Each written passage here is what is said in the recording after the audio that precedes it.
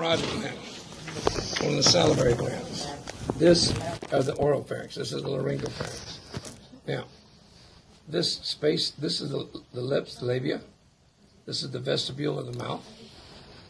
These are the teeth. This is the oral cavity, the hard palate, the soft palate, the uvula. Here's your epiglottis. We go into the esophagus. When I get to the esophagus, this is the esophagus. It lies behind the trachea. Esophagus comes down and goes into the stomach. Where it goes into the stomach, this right here is the cardiac sphincter. These bumps are rugae. There's a little thin line coming right along here. That's the submucosa. This red is muscle. It's the muscularis externa. When you look here, here's your oblique muscle. Here's your circular muscle. And there's your longitudinal muscle. Oblique, circular, and longitudinal muscle. 3 layers in the stomach. The esophagus comes here. This is the fundus of the stomach. This is the body, and this is the pylorus. This is the pyloric sphincter. Okay? Here's the spleen, here's the pancreas, and here's the duodenum. This is the letter C in sign language. So we call this the C of the duodenum. The head of the pancreas goes into the C of the duodenum. Here's my spleen, here's the tail of the pancreas, here's the body of the pancreas, and here's the head of the pancreas. If I follow this white duct all the way across, it zigzags down, that's the pancreatic duct. This little piece that goes straight across is the accessory pancreatic duct.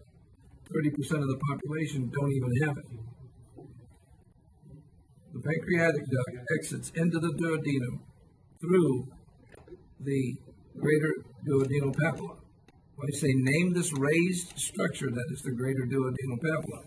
If I say name this raised structure, it's the lesser duodenal papilla. If I say name that opening, that's the ampulla of Vader. Okay? These are supposed to be thicker circularis. You don't usually see much. But then I have the duodenum.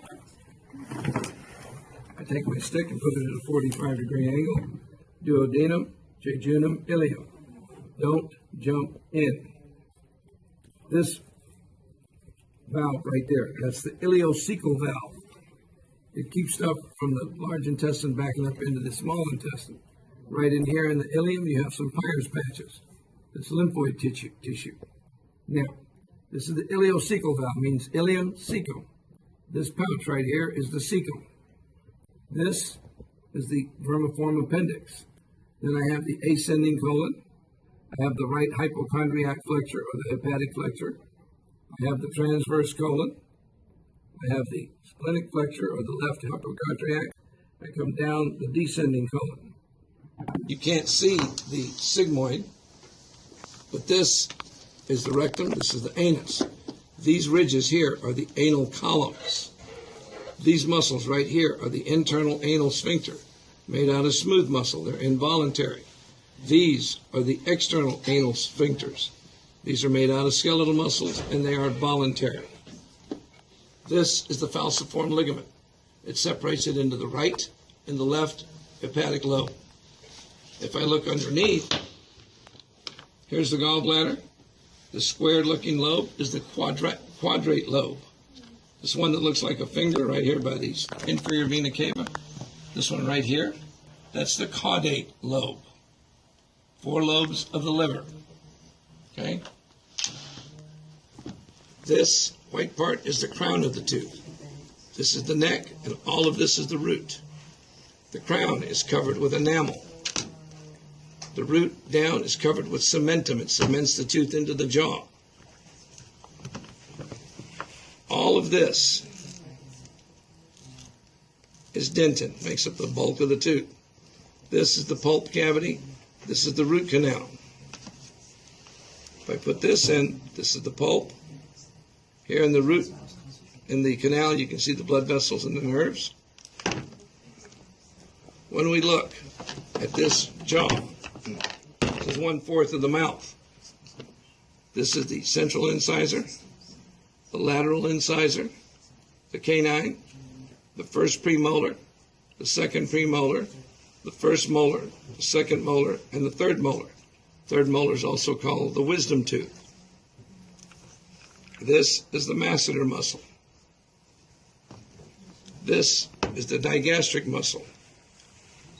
And this muscle is the mylohyoid. And wrapped around the mylohyoid is the submandibular gland. And this is the sublingual gland. This pink stuff is the gingiva, or the gums.